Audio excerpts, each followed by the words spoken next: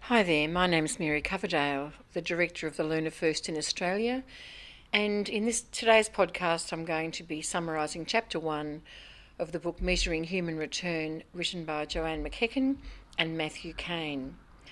The title of this chapter is From Surface to Deep, but what it really does is give you an overview of the whole Learner First program and the concepts within and the way forward in terms of taking on this work.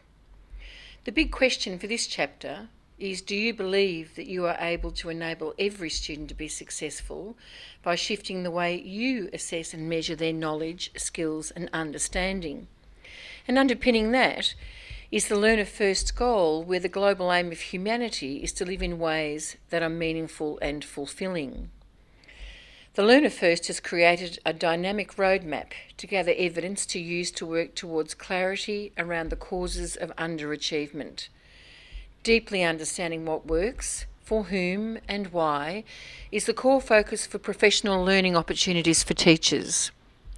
Measure and develop are factors in a synergistic relationship. They enable teachers to work with learners, parents and communities as partners to rethink the needs of students in what is our complex, changing world. The core deep learning outcomes of self-understanding, knowledge, competency and connection drive the development of skills to contribute purposefully to the lives of others in a meaningful and fulfilling way. In a world which is no longer binary, the concept of what success means has shifted into an understanding that broader outcomes are valued by society at large. Traditional or past metrics don't measure the whole child, and so are less equitable in terms of catering for the diversity of children in our schools. Refocusing and recentering in order to determine with precision the needs of all students, following a thorough identification of assessment and capability gaps, enables them to learn, create, act and succeed. Collaborative change through authentic formative inquiry, focusing on the work that matters, is key to the moral purpose underpinning identifying, assessing, measuring and then developing the right work at the right time for the right students. They engage with the learning and they engage with others, finding out who they are, what they know, what they can do, and what they can connect with and contribute back to others. Intrinsic motivation is activated. Authentic, intentional practice is focused on assessing and measuring the breadth of available evidence. This is then synthesised to fully inform understanding and then informing your changed practice. We understand that assessment provides those individual points of evidence that combine to inform the measurement process. So strength and diversity of assessments is key. Comprehensiveness enables an authentic reflection of an individual. Deep learning begins with a shift in thinking, particularly in terms of biases and assumptions. Some deeply held beliefs can create barriers to this work, as teacher values and attitudes need to be examined and informed and known about in order to support the change in expectations and teaching and learning practices. The culture iceberg exposes the levels of alignment or misalignment in an organisation, which then can be acknowledged and challenged in order to gain traction for the work. 7 assumption shatterers begin the journey. The change team can explore the pulse of the staff cohort by unpacking these at staff meetings. The first one is that learners aren't failing in the system or school. The system is failing learners.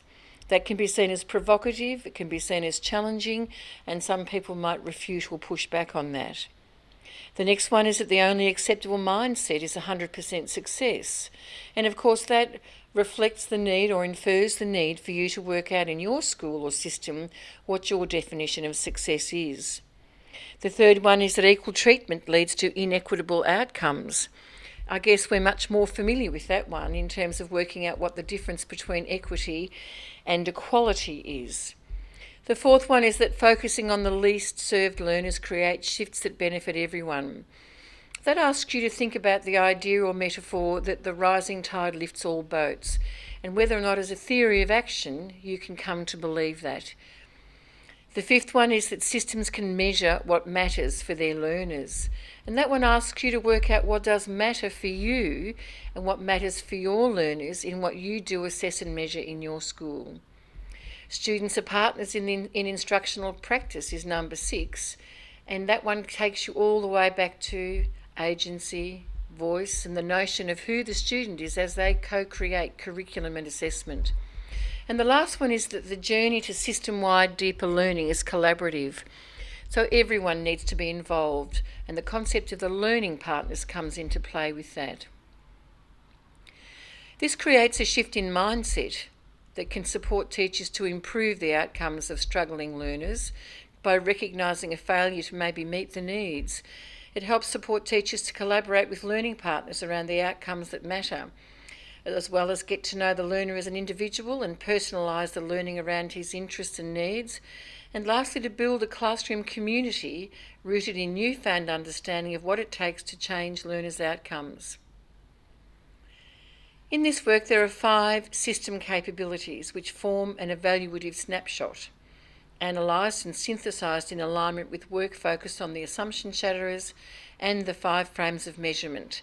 And these are engagement, development, clarity, inquiry and depth. For this work, inquiry describes the ubiquitous, continuous process of assessment and design, then implementation, then measurement, reflection and change. This pervades every level of a deep learning system, framing all activities within it. As well, in this narrative, assessments are both evidence and solutions. They evidence where learners currently are with their learning and what they need to do to progress further. They are also the subsequent solutions. New evidence is collected about new learning levels and needs. Authentic Mixed Method Assessment, or AMA, describes the process of gathering the full range of evidence, both qualitative and quantitative, that which is required to arrive at a fully formed understanding or measurement of overall levels of progress and development. Single narrative thinking, that is, one mark at the end of a piece of work or a unit, has no place in this way of working. It's about gathering evidence of what's important with purpose and intention, and so develop the full range of outcomes that humanity values, that individuals value, that societies value, and that all learners need for success in our world. It's the set of physical and cultural conditions can be described as partnerships with students, parents and others, natural and built learning environments, digital tools and other technologies, and individual inquiry comprising elements of authentic practice. Equitable, personally relevant learning experiences every day, no matter the content or aim of the learning at hand, effectively engage the student and the teacher. So for this chapter, key questions for the change team or your improvement team, leaders and teachers are: do our objections or conflicting interests or system constraints prevent our students from deeper learning? Do they advance or inhibit what's best for our learners? Are we aligned with the needs of our learners, and how do we know? Can we articulate why we will or we are embarking on the Learner First journey? How does this journey align with our vision, our values, our strategic plan, our annual implementation plan? And how will we develop buy-in across our entire community? The next chapter is chapter 2, which I'll go into in the next podcast, and that introduces the system capabilities, those 5 capabilities where you are able to do a culture audit of your school.